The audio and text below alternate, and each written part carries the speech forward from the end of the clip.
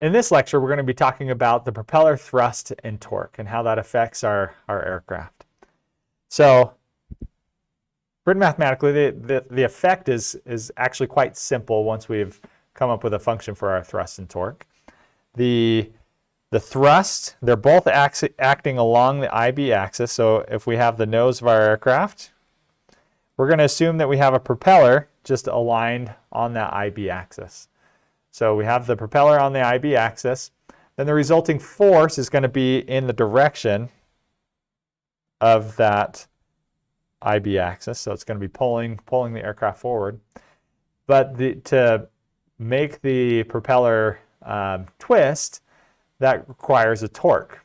And assuming that the motor is aligned also with that IB axis, this torque is going to be about the IB axis, right? And we put a negative sign in here, right here, as in a previous version of the book that negative sign was missing. So if the torque from the motor to the propeller is in one direction, then the opposite is going to have to be true for the effect of the motor on the aircraft. So the aircraft is receiving the negative of what's going into the propeller. Okay, so let's go ahead and jump in. So we can write the propeller thrust and torque equations as function right here of the propeller speed, and we have these non-dimensional aerodynamic coefficients, right? Where again, rho is the density of the air, capital D is the propeller diameter, and we can write this nice relationship where we now have this, we have a constant multiplied by the propeller speed multiplied by then this, the non-dimensional aerodynamic coefficient.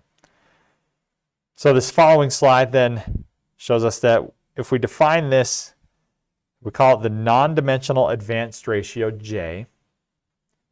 And this is a function of the propeller speed as well as the aircraft speed. So we have the prop speed and we have the aircraft speed with respect to the wind, right? The relative wind speed. So we can define these functions as quadratics, and here's some experimental data showing that. So we have our C sub t and our C sub q are just these quadratic functions of this non-dimensional advanced ratio J.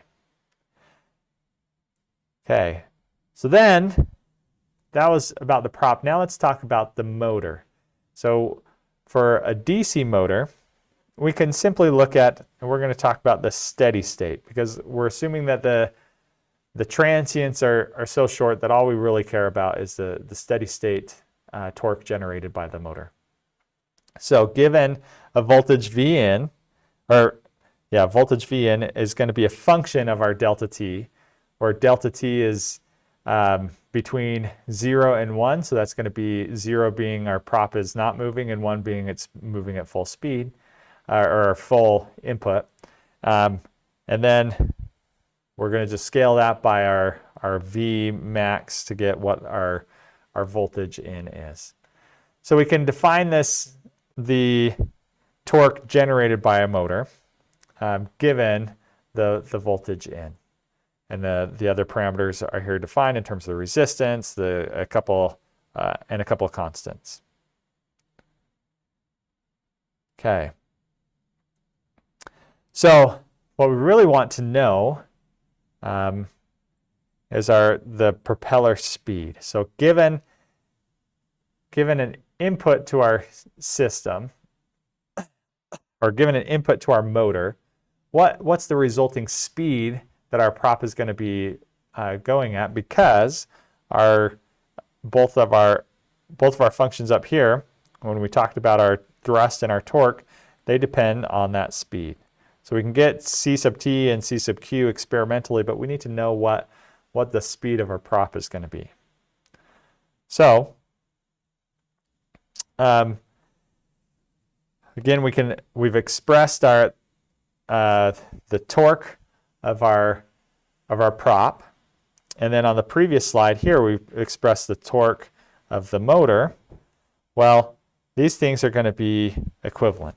So they're connected by a shaft, which we're assuming is rigid. And so we can find the operating speed of the prop motor combination by just equating these two functions. So we'll just equate these two functions, and then we'll try to solve for what the speed is. And so we're going to assume that these guys are equivalent as well. So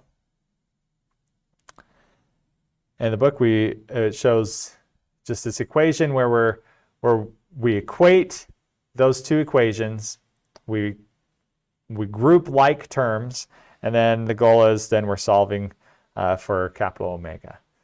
And what we get, the book tells us that instead of, when we solve our quadratic equation, we just take the positive root, we do negative v plus square root of b squared minus 4ac all over 2a, where a, b, and c are defined here. It's just functions of these constants. Okay, and again, we have our advanced ratio from a previous slide. So to calculate the thrust and the torque, we first look at what is the voltage in. Then from that, we will calculate what is our prop speed, right? We're just using the quadratic equation shown here, up above. Okay, so given our V in and our airspeed, we can calculate the speed of the prop. And then we can calculate the thrusts and the torque according to the equations which we gave right at the beginning. And again, these aerodynamic coefficients are defined in terms of J. And then we can immediately write the force and the torque in the body frame as F super B is just the thrust, and M super B is the negative, don't forget that minus sign, of the torque from the propeller.